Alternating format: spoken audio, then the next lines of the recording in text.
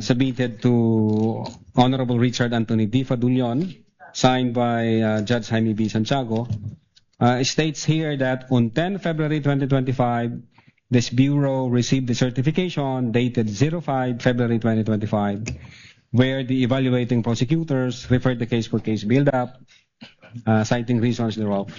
Then in that case, Your Honor, we have a problem because this is Your Honor, objection. I'm not yet. Objection.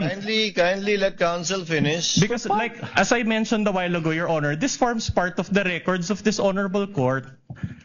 This was submitted as page 10 to 11 of Annex G9. This is part of the court's record, and we also received this. These are not our documents. That's why I'm objecting, Your Honor. The prosecution's. The counsel for the prosecution, documents. kindly let him finish. These are not our documents, Your Honor. These are part of the records of the court.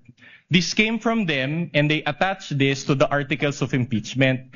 Your Honor, we have all the right to confront each and every document because that forms part of the charge against our client. Counsel, now, if Attorney Lotok is saying, Your Honor, if I may just be allowed to finish, now a manifestation that it was received on February 10. We just want to counter-manifest, Your Honor, that there is a received stamp here says February 5. Your Honor, this is not highly... Counsel, the presiding officer already overruled the objection of counsel for the prosecutors, and I thought you would end up with a question. Kindly proceed with your cross-examination. So in other words, you deny that it was received on February 5, 2025 as seen here in this document that is part of the records of the Senate Impeachment Court? Well, first, Your Honor, hindi ho ako yung nag-receive niyan. Then pangalawa, ang nakapirma ho rito ang dating director namin, Jaime B. Santiago, at ang sinasabi niya, on 10 February 2025, this Bureau received the certification dated 05 February 2025. All right. Anyway, I'll move on to a new point. This certification noted 7 items, and we went through this the last time with Agent Calilong, so I won't delve on that. But basically, just to go through this very quickly, the first point says that there is no affidavit of the person, so no affidavit. The second point is, or the second note is, the press briefing conducted on October 18, so no TSN and affidavit of the person taking the TSN. Number 3 is annexes I and K with marking, so no affidavit of recorder and no TSN and affidavit. Number 4, Annex L did not indicate who made such TSN, so incomplete information. Number 5, the affidavit of Juan Patria Morales, so no USB. Number 6, only the minutes of the meeting with several so no affidavit. But I'd like... Oh, Your Honor, that's my objection now. I'm just reading Where's it, Your Honor. question? Wait for the question. Okay, I'm going to the question. I'm just laying the basis, Your Honor. Now, I'd like to highlight note number 7. Please allow me to read that portion, or at least the latter portion thereof. It says there, in the instant complaint, only the NBI executed an affidavit and there was no participation on the part of the offended parties. As it appears, NBI is not the offended party for the crime of grave threats. My question is this. So based on note number 7, according to the DOJ, the NBI is not the offended party, correct? Based on number 7, based on number 7, NBI is not the offended party for the crime of grave threats. Okay, very well. So the offended parties, if at all, are President BBM, the First Lady, and the former Speaker, correct? Yes, sir. At any rate, all these, the 7 notes that I mentioned, are all deficiencies in the first affidavit of investigation, correct? It's not deficiency, Your Honor, because the affidavit, the first affidavit that we've submitted is substantial in terms of establishing the evidence required. This requirement is a matter of complying the required quantum of evidence required under DC-20. And if I may, sir, the purpose of submitting our referral to the Department of Justice is for preliminary investigation, which under the NPS rules, the new rules under the NPS, the law enforcement agency can submit a complaint affidavit or in fact, submit a complaint before the DOJ for purposes of preliminary investigation. The requirement that the offended party should have that complaint affidavit is not an indispensable requirement, and so far as the preliminary investigation is concerned. So far as the preliminary investigation is concerned. Very well. Now, based on that answer, I'd just like to point your attention to the portion of this certification dated February 5, 2025, next to the box ticked with an X. Kindly allow me to read, if we can highlight that portion. Okay. It says here, and you can read with me, insufficient for the conduct of preliminary investigation and must first be referred for case build-up. So in Filipino, this is my question, I'll do it in Filipino. So in other words, nakulangan yung DOJ, correct? For purposes, Your Honor, of satisfying the elements, the required quantum of evidence, the DOJ required us to attach the affidavits and other documents like the TSN, sir. Thank you. And the DOJ itself mentioned this, correct? Or said this, correct? Based on the certification. All right. In fact, let me direct your attention to the portion after, I quote, must first be referred for case build-up. Can we flash that also on the screen? And allow me to read. The complaint/referral does not contain all the necessary evidence to prove the essential elements of the crime. Therefore, it is recommended that the same be first referred for case build-up. Okay? Now, let me get this straight. I'll summarize first and then I'll ask the question. So the subject incident happened on November 23, 2024, and the NBI conducted fact-finding investigation, as you said. You subpoenaed individuals, conducted interviews, gathered evidence, among others, as you said also, and the NBI spent over 2 months or until January 30, 2025 for this process. Is this a fair summation of what we had just discussed? I don't think so, Your Honor. You don't agree. And yet, when the NBI transmitted the case to the DOJ on January 30, 2025, the DOJ found it to be insufficient for the conduct of preliminary investigation. Objection, Your Honor. Continuing objection as to this series of questions as to the prior affidavit investigation, which was corrected in a February 10, 2025. Continuing objection, Your Honor. The continuing objection is noted. Same ruling by the court. Witness may answer. Yes, Your Honor. The fact that the Department of Justice issued another That would be enough. Kindly let the witness finish. We will counsel. comply, Your Honor. The fact that the Department of Justice issued another certification on February 14, 2025, and it states here that the referral is sufficient for conduct of preliminary investigation and that it contains all the necessary evidence to prove the essential elements of the crime and should be docketed for preliminary With the investigation. permission of the parties, Attorney Latok, that's the second certification. Yes po, Your Honor. Okay. The second certification. Counsel for the respondent. Yeah, we will go to that. In other words, based on this certification, the DOJ did not affirm the NBI's recommendation, correct? No, part of the process of evaluation and case build-up, the DOJ require us to comply with the requirements na hinihingi nila, gaya ng mag-attach kayo ng affidavit, mag-attach kayo ng TSN, pero wala hong sinabi ang DOJ doon na hindi substantial yung aming affidavit. Ang require lang ho nila, mag-attach kayo ng yun nga, yung affidavit na na-record yung video, at then yung TSN, sir. Well, according to you, but we just read no, you're that it was argumentative. insufficient. Objection, argumentative. Argumentative, asked and answered. Move on, counsel. Okay, that's interesting because there was a 2025 impeachment complaint filed against VP Sara also on February 5, 2025. If you know.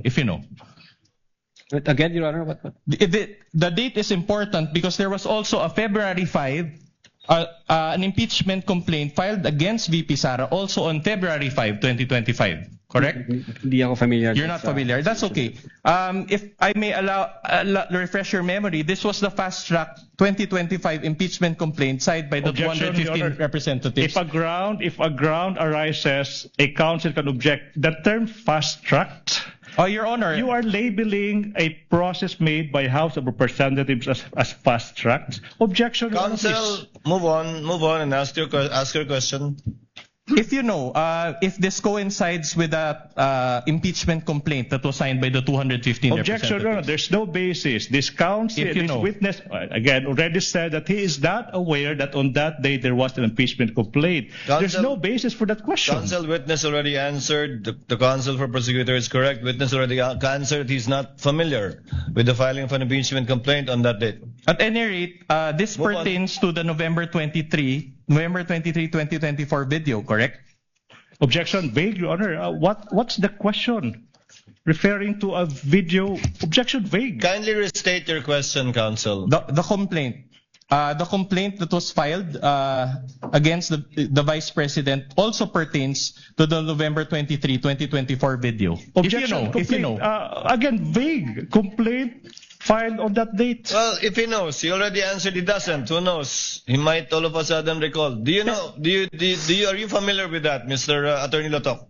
I said, Your Honor, hindi ako familiar nung filing nung sa impeachment. Yeah. You're not familiar. Okay, I'll move on to a new point then. Move now, on, counsel. Now, did you rectify your January 30, 2025 affidavit of investigation? January 30. January 30, 2025 affidavit of investigation. In short, the first affidavit of investigation. We complied with You the requirements of the Department of Justice. All right. Did anybody ask you to rectify? What do you mean? sir? Microphone. Use the microphone. What do you mean? Did you receive any directive from anybody to rectify that affidavit of investigation? Objection, argumentative. The question was asked. He said we complied, and then he's now asking the I'm same asking question. who? I'm asking if there is another person who directed you to satisfy the requirement. Overruled. withdraw, Witness withdraw. will answer. Witness is an intelligent witness. Aside from the fact that he's a lawyer. Your Honor, when we received the certification dated 05 February 2025, ito ho yung kinumply namin. All right. And you added affidavits executed by your agents, correct? To your revised affidavit of investigation, correct? No, we didn't revise the affidavit of investigation. We just produced the affidavits of the fact that the video was recorded and there was TSN. Yun ho yung in-attach namin sa affidavit of investigation. So you are denying that you produce a revised affidavit of investigation? Well, when you say kasi revised affidavit, binago namin yung affidavit namin. Hindi ho namin binago, Your Honor, yung affidavit namin. Nag-require ho ang Department of Justice, kulang kayo ng affidavit as to the fact na nirecord nyo yung video, kulang kayo doon sa affidavit kung sino nag-execute ng TSN, etc. But not the substance ng affidavit, Your Honor. All right, I'll go back to the point later, but let me highlight one very important observation. Okay, your January 30, 2025 affidavit of investigation included a transmittal letter, as you said, as well as an investigation data form or IDF, correct? Wala akong kopya dito, sir. You don't have a copy. Okay. In fact, let's show that IDF. Page 12, this is page 12 of Annex G9 for the benefit of this honorable court as well. Okay, this is an investigation data form. You're very familiar with this document because you're an investigator, correct? Now, this was... Kindly wait for the witness to answer. He Are you nodded his familiar? head. Yeah, investigation data form, sir. Okay. Opo, Your Honor. All right, so in other words, the IDF serves like a cover letter for your affidavit of investigation, correct? Yes, sir. Okay. And the transmittal letter, along with this IDF, was received by the DOJ, correct? Yeah, I believe so, sir. All right. Now, my question is this. Was the investigation data form also received by the DOJ? I don't have personal knowledge. You don't have, but you were the one who caused the filing of the affidavit No, attached to this affidavit of investigation data I form, instructed correct? the agent on case as well as the executive officer na pagkumpleto na pwede ninyo nang i-file yan sa Department of Justice for purposes of evaluation and case build-up if warranted, sir. Okay, but here, upon perusal of this investigation data form, there is a stamp received in the upper left portion of this data investigation form. And I'd like to note, Your Honor, and for the benefit of the court, can I ask my co-counsel also to distribute among the senator judges a printed copy so that they can peruse this document better, as well as the witness, so he can confront. There is a stamp Department of Justice received, but it appears that it was initially stamped February 12, 2025, but there is a marking, a manual marking that converted it to January 30, and there is also a word there, JAN. So January 30 ang lumabas, no? Okay. My question to you is this. The stamp says Department of Justice, correct? Well, No, wala akong hawak na document ko, you Your can Honor. perceive it. And Kung mind you, these are not our documents. These are part of Annex G9 of the Articles of Impeachment. So these are not our documents. Your Honor, I would like to object now. The witness already said that he is not aware as to the actual filing because he only asked his agent on case to investigate. And then now the witness is now being propounded to question as to what appears on the stamp as to the time or date of receipt by the DOJ. So the witness said he is not competent to answer that. Your Honor, please. Oh, wait, I'm not done. That's the first one. Your Honor, please. No need for the court to rule, but I am registering my continuing objection to this series of questions as to the prior affidavit of investigation, when in fact this witness already said that he complied with all the requirements by the DOJ and came up with a February 10, 2025 affidavit investigation. So I move that it be noted, Your Honor, please. The continuing objection of counsel for the prosecutor is noted, but counsel, as pointed out by counsel for the respondent, this is part and parcel of the complaint. Yes. That the panel of prosecutors filed before this court. If the witness knows, he may answer. So the question is, the SAM says Department of Justice, correct? It's a very basic question. Again, I don't know, Your Honor. No, based on this document, argumentative, Your Honor. The only question is, it says Department of Justice, correct? As I've said, Your Honor, hindi ako ang nag-file, may inutusan daw ako. Do you see it in the screen and do you see it in the hard copy? Counsel asked and answered, move on. That's the response of the witness. So, will you agree that, considering that this was supposed to be received by the DOJ, it is only the DOJ that has the authority to change the date? Again, you asked the DOJ, sir. Wala ho akong idea dyan. All right. Counsel for the prosecution, kindly avoid. All right, but this is not from the DOJ. This is your copy. This is a receiving copy. So when you receive back your receiving copy, you did not bother checking this portion? Your Honor, hindi ako personally nag-receive niyan. But this is your affidavit of investigation. Objection argumentative, Your Honor. Asked and answered. Asked and answered. Move on, counsel. All right. My question to you now is this. The discrepancy is not 1 day or 2 days. The discrepancy is from Feb 12 to January 30, so it is a substantial discrepancy. My question to you is this. Who changed this date? Objection, if you know. That's misleading, Your Honor. My goodness, that's misleading. This counsel is assuming that somebody changed what?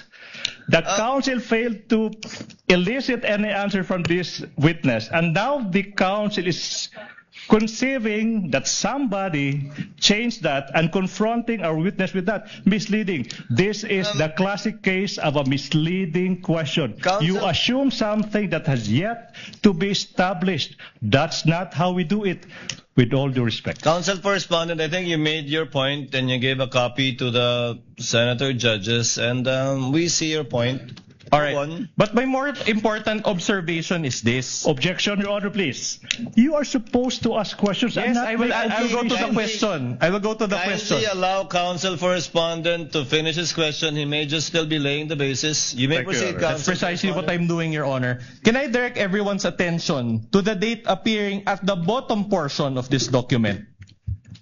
Well, It says here, counsel, technically not everyone, just the witness. Yes. And let's see if the witness can answer your question. it says here February 11, 2025. So in other words, it was and it says here subscribed before NBI agent Ricarte.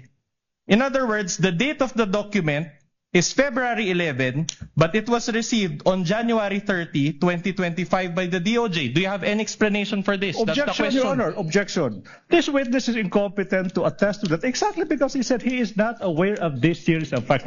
I know where the counsel for respondent is going. Unfortunately for him, his line of argument was already nipped in the bud when this witness said he is not aware of that. He should move on to other points. Your Honor, the witness said that the investigation date, this investigation data form was attached to the original affidavit of investigation.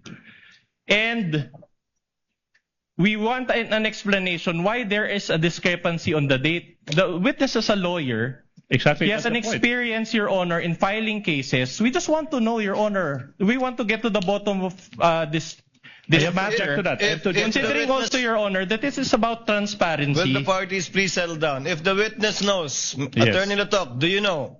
Can you explain the discrepancy, or are you personally aware of the discrepancy? I cannot explain this, Your Honor. Unang-una, hindi ako nakapirma dito, hindi ako nag-receive. At wala akong ideya dito sa... But Attorney Latok, you see the point that the counsel for respondent is trying to make, correct? Yes, Your Honor. That the date of receipt was changed to 1/30, January 30, but it was subscribed to on February 11. Meaning, But- you see it, but you have no personal knowledge how that came about. Yes, Your Honor. I don't have... Move on, counsel. Yeah. So, doesn't this demonstrate that that the document was Allow tampered counsel to with? finish.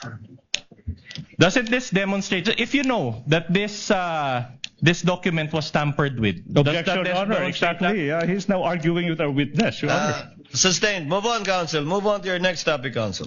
Your Honor, but you agree, Attorney Lotok, that the IDF is not a simple cover letter, correct? Ask and answer, Your Honor. Okay, in fact, it is an affidavit, correct? Yeah. An IDF is an affidavit, correct? An ID? I don't think so, Your Honor. It's not an affidavit, Your Honor. It's The investigation data form. it's not an affidavit. So you don't agree. So in other words, this certification part here, and with the subscribed and sworn to, it is for you. This is not an affidavit. Argumentative, Your Honor. Your Honor, I just Objection, made my argumentative. question more specific, Your Honor. There is a part here, subscribed and sworn to, and the witness is, I want to ask the witness if he considers this document as an affidavit despite this portion. What's the answer? Is it an affidavit or Attorney not? Latok, is this sworn to? Is this document sworn to? What's the title of the instrument again? Can you go up? Investigation data form, Your Honor. Is an investigation data form subscribed and sworn to by the person filing it? To your knowledge. Yes, Your Honor. There is subscribed and sworn to before this 11th day of February and signed by the administrating officer. Okay. And as law practitioners, we know that when we file a case before the office of the city prosecutor, this actual page is signed and subscribed before the public prosecutor, Your correct? Honor, again. If Objection. you know, you are a lawyer Continuing and you are objection a as to- supervisor If of I your may. department. I'm just asking a basic question. I am now- As a law practitioner, as a lawyer, you know that this IDF is signed and subscribed before the public prosecutor when you file a case, correct? If I may object, Your Honor, continuing objection as to the relevance of this series of Noted, questions. same Your Honor. ruling. Witness may answer if he knows. But again, Your Honor, before the prosecutor? Correct. In normal cases, the IDF is subscribed and sworn to before the public prosecutor, correct? Well, in this case, Your Honor, it was administered by Assistant Director Glenn Ricarte, Your Honor. Okay, I'm glad you pointed that out. Isn't Ricarte from the NBI? Yes, Assistant Director po siya. In other words, this is a DOJ document but you made your subscription before an NBI agent. Isn't that supposed to be before the DOJ agent? But again, wala akong personal knowledge dyan sa details na yan, sir. Siguro tanungin nyo kung sino ho yung naka-affix ang signature. All right. dyan, sir. But what is worse, if I can direct Your Honor, your... objection. Another objection, Your Honor. You know, this council is in the habit of inserting, Your Honor, adding value if we may to what is otherwise. Just be allowed to continue, Your Honor. This is our time. We've given them enough Counsel leeway, Your for the Honor, after more than prosecutors, hours. Let him lay the basis of his question. Yes. All right. Can I direct your attention to the upper right portion of this IDF? It states docketed 3/7/2025, and there is a docket number XVI-INV-25C-00048. Again, this is not with the source of this document is not the DOJ. This is your receiving copy, correct? In fact, this was part of the subpoena documents which you sent to the House of Committee on Justice, correct? Objection. Compound questions. 2 questions. Okay, I'll Kindly reform, counsel. so, all right. My question is this, okay? So, do you confirm that there is a marking on the upper right which says docketed 3/7/25, and there's a docket number assigned? In this document, sir, yes. All right. We manifest, Your Honor, that this is still the same Annex G9. So in other words, you're telling this court that this document was subscribed on February 11, 2025, received on January 30, 2025, and docketed on whatever it is, July 3 or March 7, 2025. Is that what you're saying? That's compound. That's compound. You're asking 2 dates and asking for 1 question. No, Your Honor, I just described the document Exactly. as it Compound is. question. Ask 1 question per date. That is exactly the genius why we don't allow compound questions. You're asking 2 questions and asking this witness to answer once. That's dangerous. That's Counsel, compound questions. counsel, presiding officer will clarify the matter. Questions were earlier asked already with respect to the February subscription and the January 30 receipt. Insofar as the docketing is concerned, do you see the numbers and or dates 3/7/25, Attorney Latok? Yes, Your Honor. In this document, there is number 3/7/25. And for clarity, NPS docket means National Prosecution Service. Yes, Your Honor. Is that correct? Opo. Yes, So Your it's a Honor. docket of the National Prosecution Service. Yes, Your Honor. Proceed, counsel. All right. So now I'm showing you pages 169, 168, 169 also of Annex G9. This pertains to the affidavit of Agent Kalilong, which is an attachment now to the revised affidavit of investigation. You added this document to rectify the January 30 affidavit of investigation, correct? Again, sir? You added this document in order to rectify the January 30, the first affidavit of investigation, correct? And we will confront you with the document. Again, these are not our documents. The document was signed by Agent Mark Kalilong and subscribed and sworn to before Attorney Van Homer Angluben. Sir. Okay. So in other words, I just want to take a look on the date. Can we flash the date? So when you received the February 5 certification from the DOJ, you executed this, and it was February 10. Objection. correct? No, I'm not the one that's who now executed misleading. it. That's misleading. It's Agent Kalilong who executed that, and then you're asking you executed that. That's misleading. No. It's clear But on the record. But this is part of the revised affidavit of investigation, which Objection, this witness revised. co-signed. The If he witness knows- already said if that he they knows. did not revise it. They just complied. Misleading, Your Honor. Oh, you want to Misleading. go? Okay, since Counsel, kindly settle down. The question, Attorney Latok, is did you add, in order to comply with the DOJ requirement, this affidavit signed by Agent Kalilong? And it's the date February 10. Meaning in compliance with the DOJ observation, is this one of the affidavits that you added? And is it dated Although I don't have my record, it appears so, Your Honor, based on the document shown to me by the counsel. Both as to the fact that it was one of the affidavits added and as to the date, Attorney Lato. Yes, Your Honor. Okay. All Move right. on, counsel. I am showing you another affidavit. This is page 178 to 179 of Annex G9. This now pertains to the Gueran affidavit. This was also an attachment to the revised affidavit of investigation. Objection again, Your Honor, please. The continuing use of revise, when this witness already said that they did not revise anything, they just complied with the requirement. That's now misleading. Your Honor, just many times over, misleading. All right, just to put this issue at rest, Your Honor, I'm confronting the witness with a letter to Richard Anthony D. Fadulion dated February 11, 2025. And I want to read, Your Honor, the last paragraph thereof. It says, to support our recommendation, attached herein is the revised affidavit of investigation. This is not our document. This is the NBI's document. Can Attorney Lotok be confronted with this document, please? It Attorney was signed. Lato, please answer. Yes, Your Honor. It was signed by then Director Judge Jaime B. Santiago. Can you confirm the last sentence for the record? Can you read it for the record?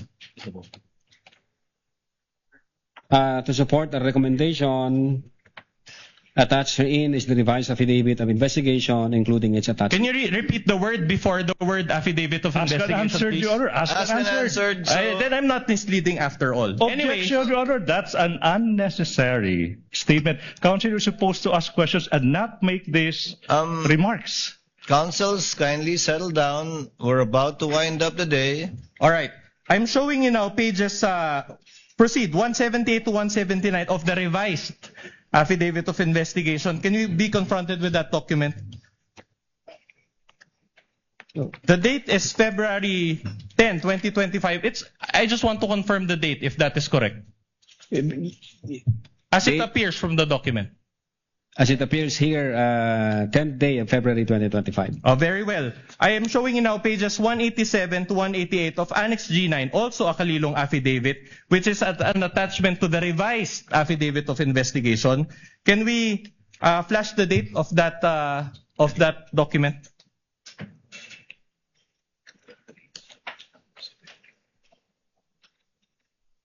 What's the question? Also February 10. So in other words, you attach this to your revised affidavit of investigation. It appears here, 10th day of February 2025, sir. And you attached it to your affidavit of investigation, correct? As an attachment, sir. All right, very good. Now, showing you 199 to 200 of Annex G9. Now, this is the Asuncion affidavit. And I'll make a point in a couple of questions, Your Honor. Can you just confirm the date also and if it was attached to your revised affidavit of investigation? 10th day, it appears here, 10th day of February 2025. All right. So it was attached also to your revised affidavit of investigation. Assumption. Yes. All right. Now this is the question. I'm showing you now page 112 of Annex G9, another Kalilong affidavit. Did you also add this to rectify your January 30 affidavit of investigation or the first affidavit of investigation?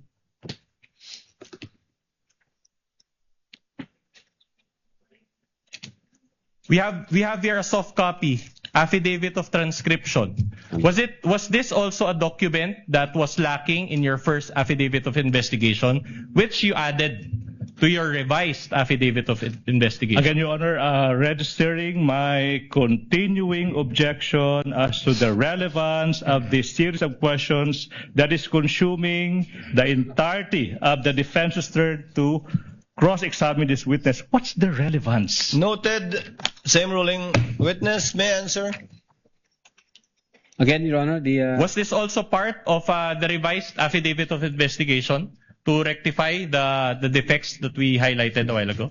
no, there was no rectification, there was no defect. Again, this is part of the compliance Compliance. given us by the Department of Justice for us to comply. All right, if you want to use that term. So in other words, after you received the Feb 5 certification, this was also one of the documents that you attached to your revised affidavit of investigation. Correct? I believe so, part of the compliance. All right. Sir? My issue is this. Let me direct your attention to the bottom portion of this affidavit. It says here, in witness hereof, I have, can you zoom that in? I can't read it.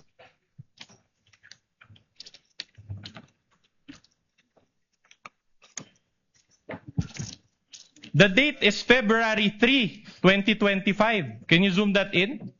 So in other words, you are trying to convince this court that when you... What's the question? What's the question? This is the question. Are you trying to convince this court that you executed this affidavit prior? Objection, misleading. He did not execute. He did not. the affidavit, No, sorry. You attached this affidavit prior to the Feb 5, 2025 certification? Prior to what, Your Honor? February 10? Okay. You received a certification on February 5, 2025, Yep. correct?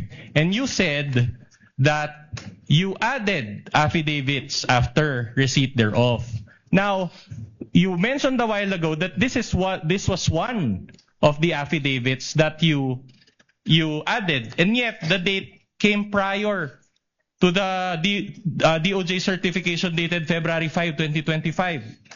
Do you confirm this? I think ang makakasagot po niyan si Agent Calilong, Your Honor, kasi may mga attachment na kami during the first affidavit na-include na doon sa mga nire-require ng prosecutor na nandun na. And then nung nag-issue ang prosecutor gaya po ng number 2, the press briefing, sige muna.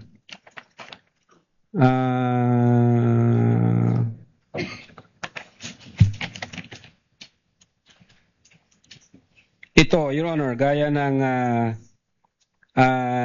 number 1, there is no affidavit of the persons who recorded the video entitled BP November 23, Press Con at Batasan through OBS. When in truth and in fact, kasama ho na and attached na doon yung affidavit of authentication doon sa unang affidavit. So in other words, you're telling this court that the DOJ made this mistake?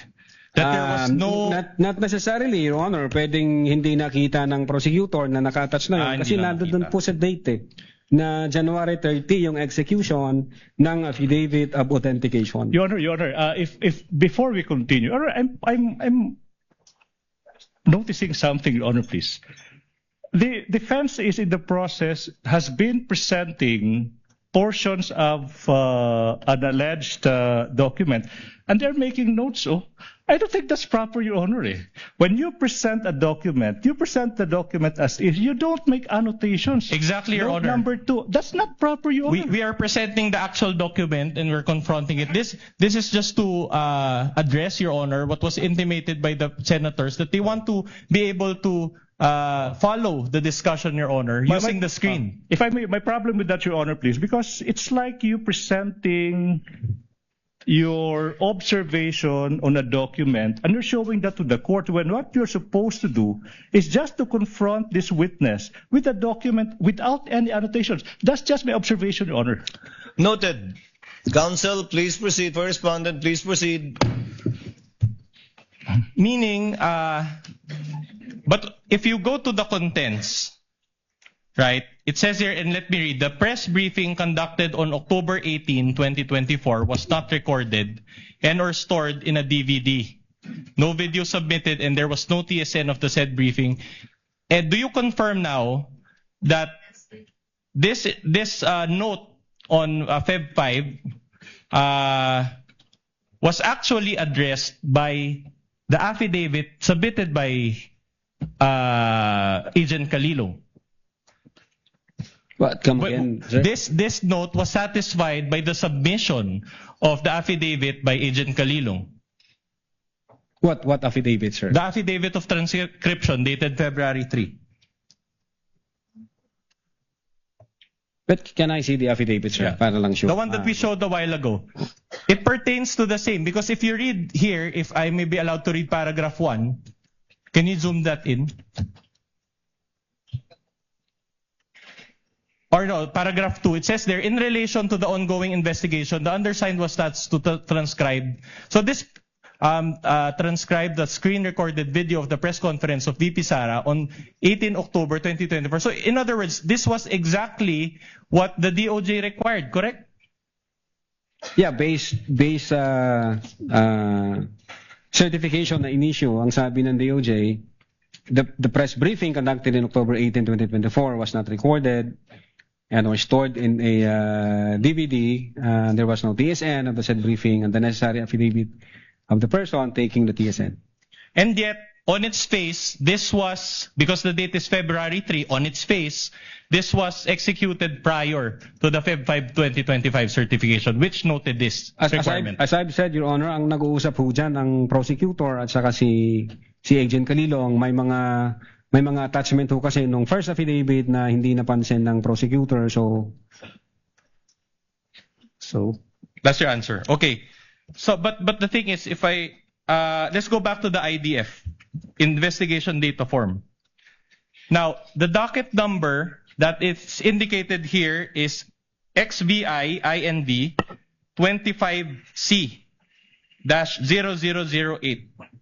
But in the Feb 5 2025 certification, can we flash that?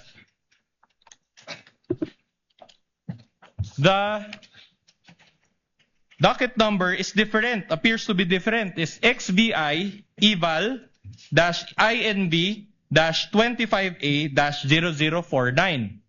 Moreover, in the subsequent DOJ certification dated Feb 14, 2025, the docket number is also XVI-INV-25A-0049. Do you confirm the difference in the docket numbers? Your Honor, no personal knowledge and DOJ ho ang naglagay ng docket number niyan. But do you confirm that it was different? These are all received copies. Ask an answer, Your Honor, please. Ask an answer, argumentative. No, the answer is not responsive. Counsel, move on. So in other words, despite the discrepancy in numbers, you still decided to push through with the case. What, Your Honor? Despite the discrepancy in docket numbers, you still decided to push through with the handling of this case, correct? Again, I cannot confirm on the numbers because it's the DOJ who placed that number, sir. Ulitin ko, mas maganda ho tanungin nyo ang Department of Justice, sir. Chan. But insofar as you are concerned, as you are the complainant in this case, correct? Insofar as you are concerned, what is the correct docket number?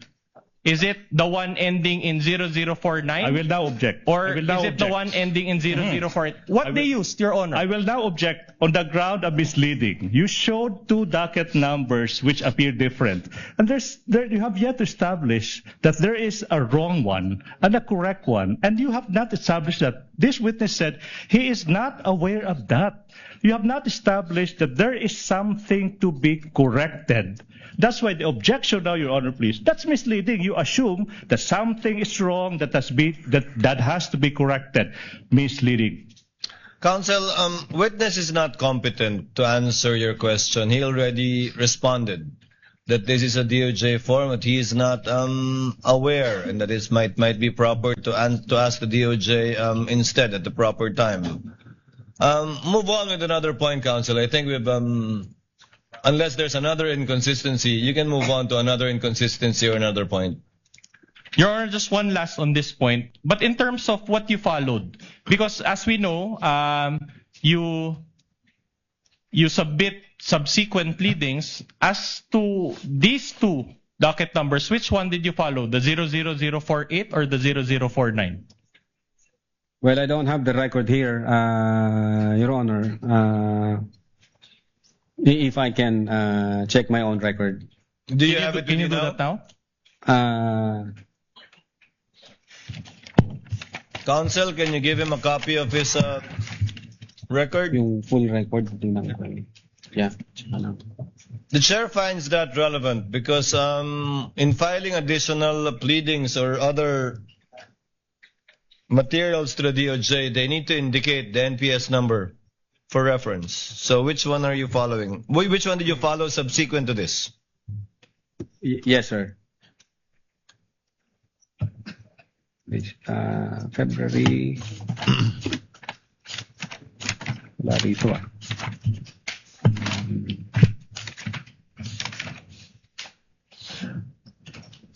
Ito ba?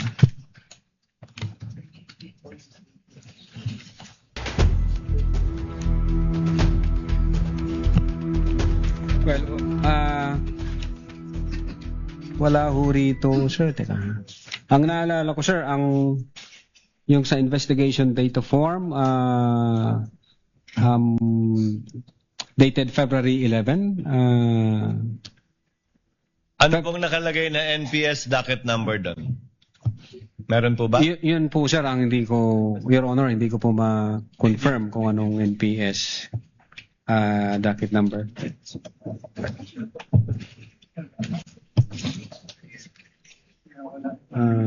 Ito ba yun?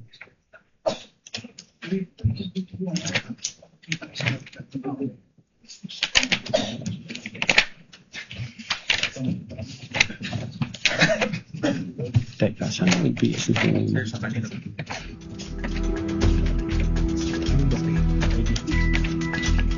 Your Honor, may we just manifest for the record that the witness is perusing the IDF investigation data form that is attached to the articles of impeachment, Annex G9. So noted.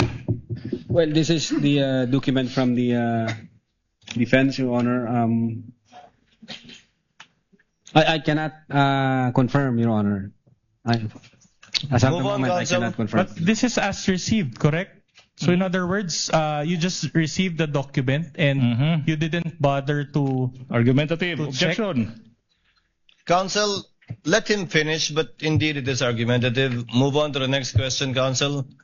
With the permission of Senator Judge Tulfo, are you winding up or not yet, Counsel? Not yet? Far from it, Your Honor. Then Senator Judge Tulfo is recognized.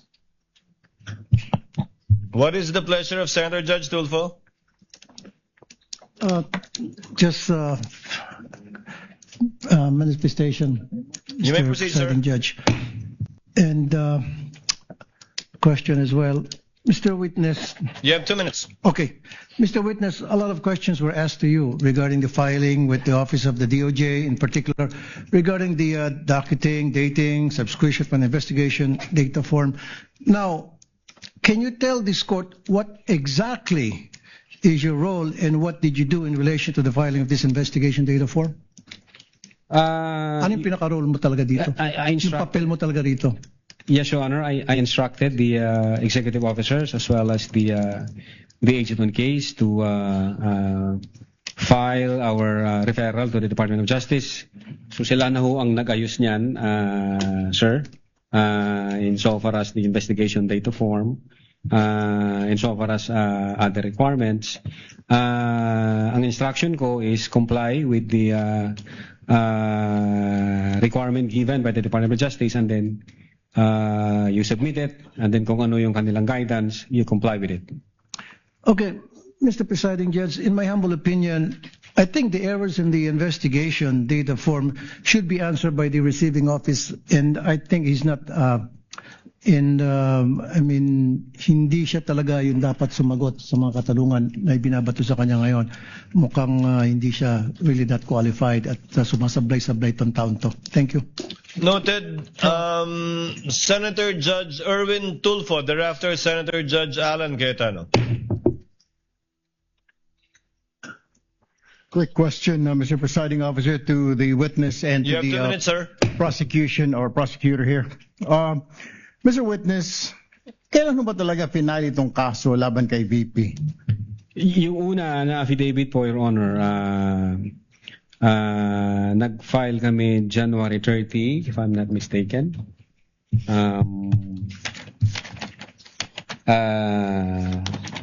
Taon po, anong taon? 2025, sir. 2025. And then nag-require po ang Department of Justice ng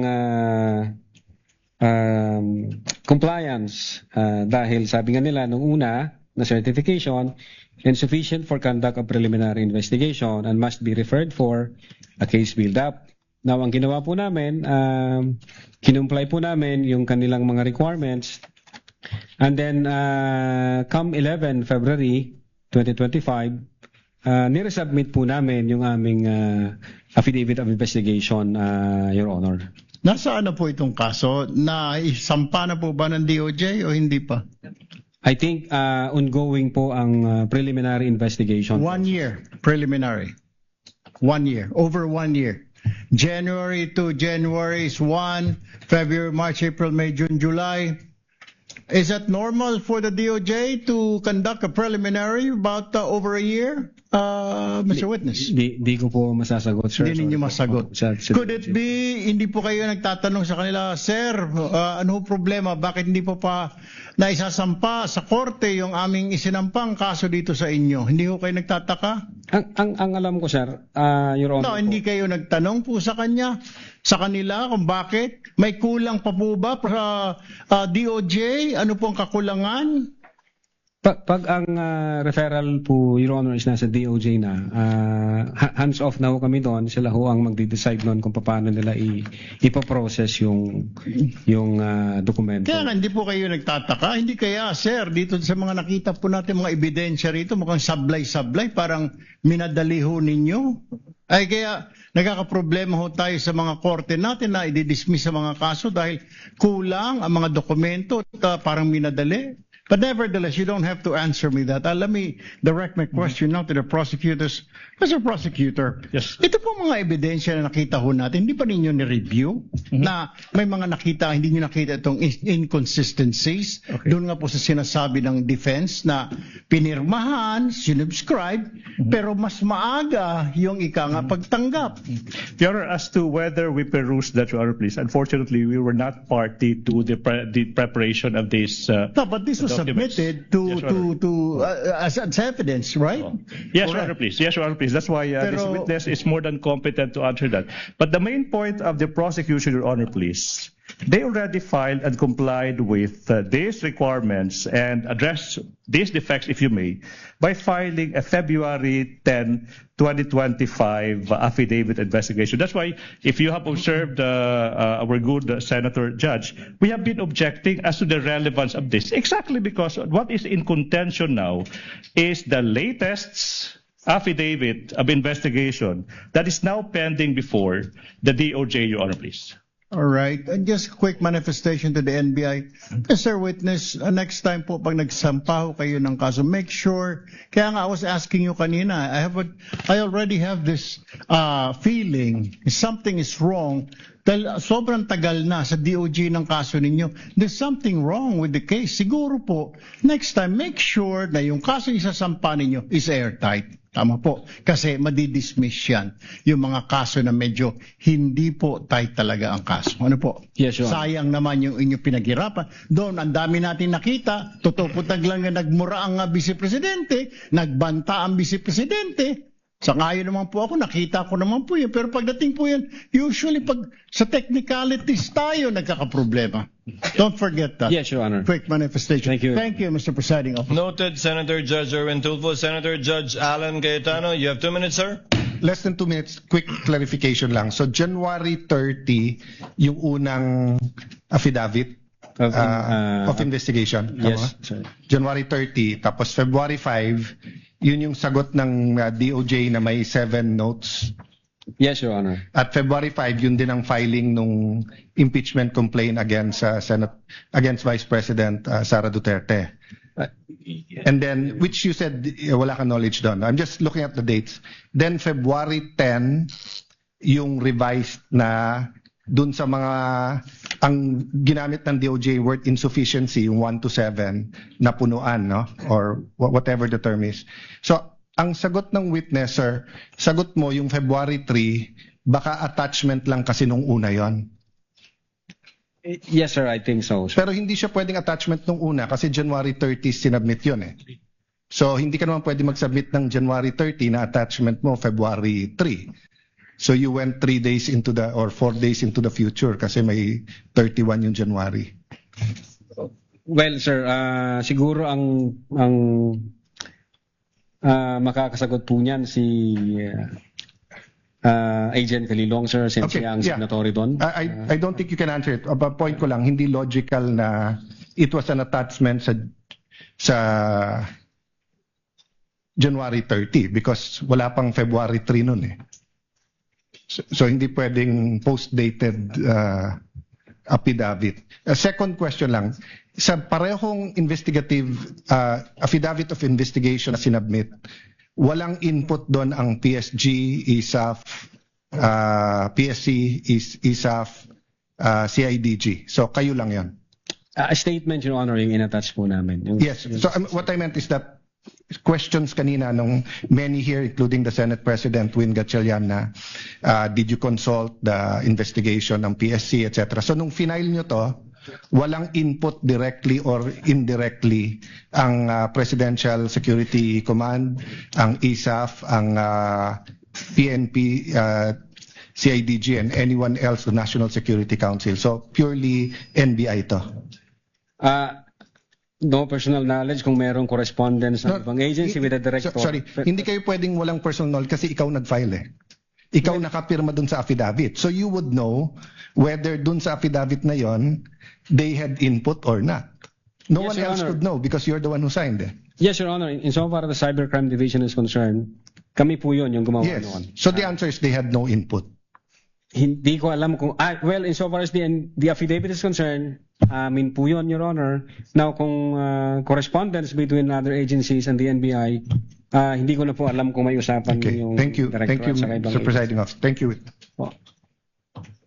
Thank you, Senator Judge Cayetano, Senator Judge Ontiveros, thereafter Senator Judge Ejercito. Am I correct, JV? Senator Judge Ontiveros is recognized. You may proceed. You have 2 minutes, ma'am. Salamat po, Mr. Presiding Officer. Less than 2 minutes din po. Attorney Lotok, sa gitna nung DOJ certification dated February 5, 2025 at yung pag-submit nyo ng kompletong affidavit of investigation na tinanggap na ng DOJ, may nagbago po ba sa di umanong sinabi ng Vice Presidente? Wala po, Your Honor. Wala. At sa gitna ng DOJ certification dated February 5, 2025 at yung pag-submit nyo ng kompletong affidavit of investigation na tinanggap na ng DOJ, may nagbago po ba sa rekomendasyon ng NBI? Wala po, Your Honor.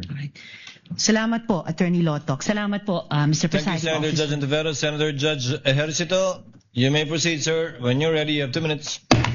Thank you, Mr. Presiding Officer. Attorney Lotok, may Opo, Your Honor. dagdag clarification lang. The DOJ pointed out in its certification, yung pong pinakita kanina, noong February 5, 2025, that the NBI is not the proper offended party to file a complaint for grave threats and referred its initial referral for case build-up. As a result of the referral for case build-up by the DOJ, the NBI later submit affidavits or statements from the offended parties, namely si Presidente Marcos, First Lady, at si former Speaker Martin Romualdez. Hindi na po, Your Honor. Nung sinabit ho namin yung aming referral, yun po yung last phase ng investigation. And I think yung prosecutor na ho mag-i-issue ng summon sa mga parties involved. Ang purpose lang ho namin to comply with the requirements of preliminary investigation po. But earlier sa inyo pong statement, sinabi nyo na ang isa sa mga factors no sa pag-evaluate ng threat, if it is really serious, is through determination of the relationship no between the parties. Sinabi niyo po yun kanina. Yes po, Your Honor. So did you try at least to get the statements of the President, the First Lady, or the House of or the Speaker of the House, former Speaker? Ang pinagbasihan po namin, Your Honor, yung official statement nila dun sa website ng Presidential Communications Office, and then yung public statement ng former speaker during the plenary session on November 25, 2024, sir. So that was the basis yung pong nasa PCO website. So you did not bothered to get the statements from the offended parties? I think nung nakita ko namin yung video na nag-issue ng statement yung presidente, na-establish namin yung requirement kung ano yung treatment ng presidente nung marinig niya yung utterances ng vice presidente. So, nung nakita namin yon na may reaksyon, ang sabi nga niya is nakakabahala. Based sa aming primary jurisdiction, nag-start to kami ng investigation, sir. Kanina rin tinanong ko yung tungkol doon sa revised affidavit